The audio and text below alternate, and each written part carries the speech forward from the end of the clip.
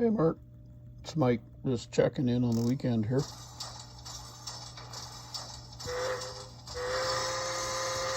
That would be a joyous sound. So a couple things before I get into the locomotive itself.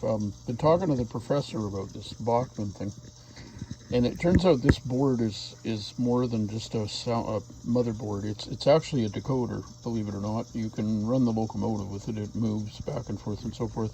It's motor control only. I had it working earlier today. But the way they put this pin set on here, you'd think it was actually just a motherboard waiting for a decoder. So I'm kind of glad I didn't burn up my my tsunami when I stuck it on there. Anyway, you don't ever want to hook a decoder, a regular decoder, to one of these things, even though they're using a decoder pin, which is really bizarre. So the thing they got from Soundtracks at one time, I've got an inquiry into Soundtracks to find out how programmable it is. You know, the net of it is we don't really need it, and if we're going to use your decoder, we'll just strip this out of here. I think it's probably the best idea. There's no point spending more money on something. And your decoder is just fine. I was quite happy about that.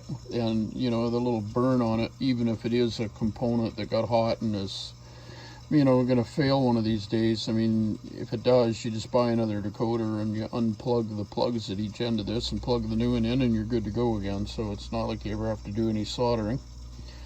And as I say, I just done a minimal hookup here, stripped all those capacitors and resistors out. The professor agreed those should go.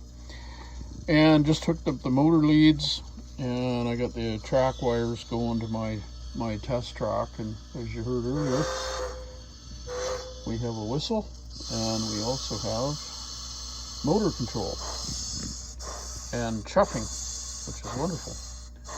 And I did one little bit of programming. I turned on the automatic reverse whistle, so it's going to back up here in a second. And there it goes. So, all good.